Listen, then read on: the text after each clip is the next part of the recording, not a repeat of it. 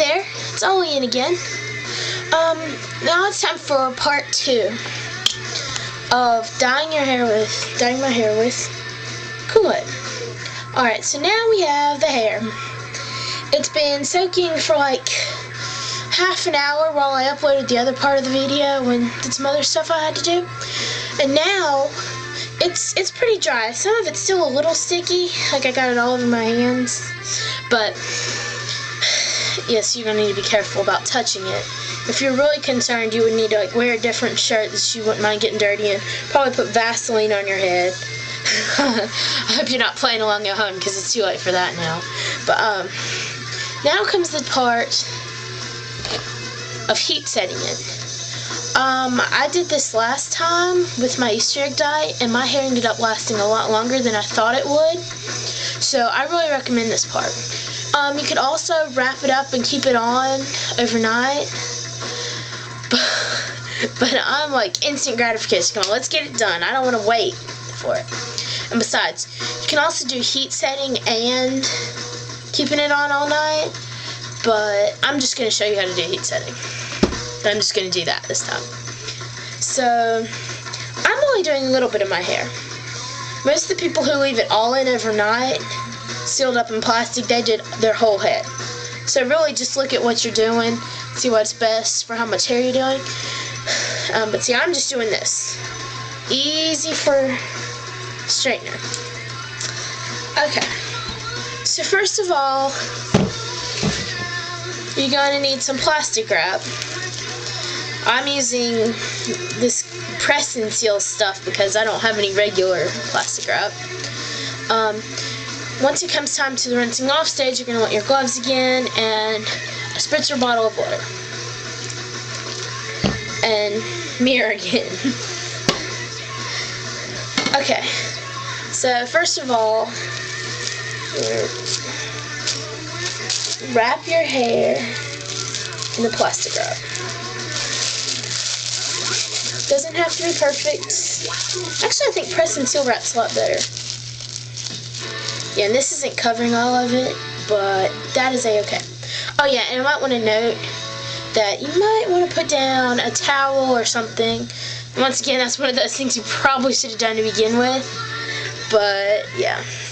Now, oh, it's hot already. So you just want to keep going over it and over it. And I'd recommend using a straightener you're not particularly fond about. Like, don't use your Chi. No. Don't even use a ceramic plate one because, see, I'm using a cheap metal one that I got secondhand. This has melted crayons and candle wax and done my hair already once before. It gets messy, so, like I said, don't use your Chi. Just hold it.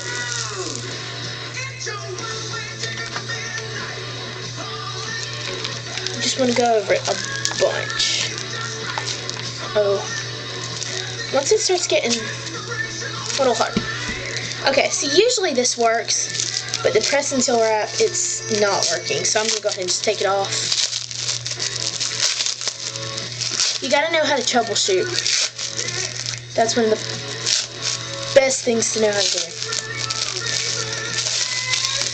Anyway, I was going to take this off anyway, so just take it off earlier than I was putting it on.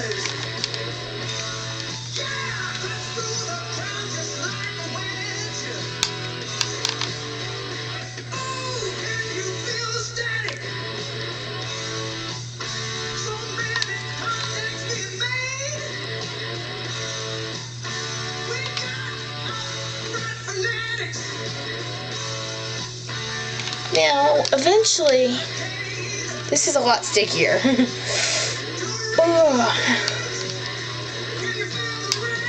What the heat's going to do is the heat's going to make the dye particles move faster and stick to the hair better. Something else you could do to make it stick better would be to have dipped your hair in vinegar or lemon juice.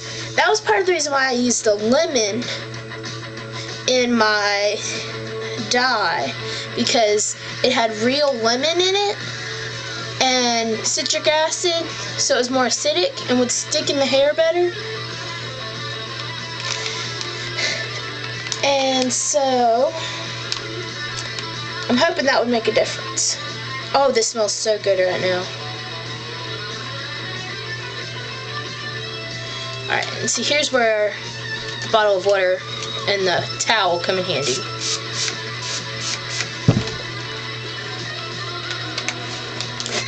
Oops. I'm gonna like rinse it out and wipe it off if it gets really grody.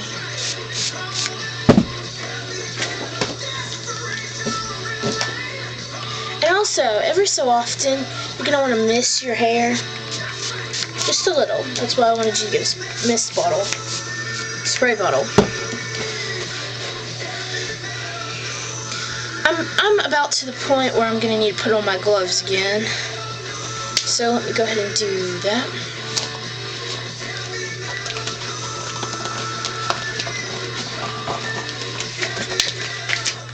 Golf 104.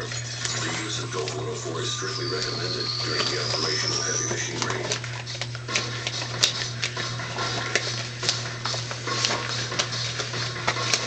If you've stuck with me this far, I commend you. Okay.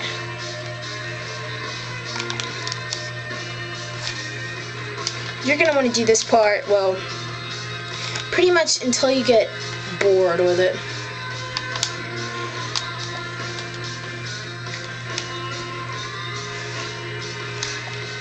Because the longer you heat set it, the better it'll stay. So, see, look at it. Oh man. I don't know if you can see that very well, but ow! Don't burn your scalp. Please, I'm not gonna be responsible if anybody gets pissed at you for dyeing your hair. Even though this stuff should wash out in a couple of weeks.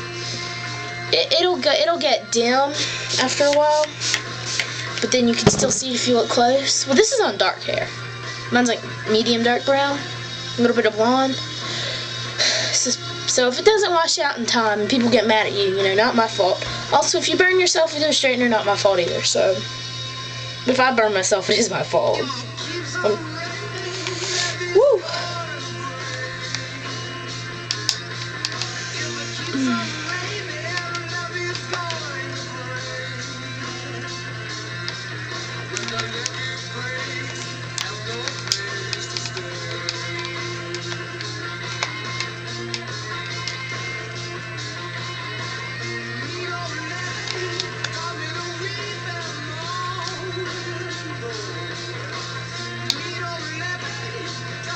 And be careful not to let the hair flop back in your face. I did that the first time I colored my hair. Oh, and it hurt so badly.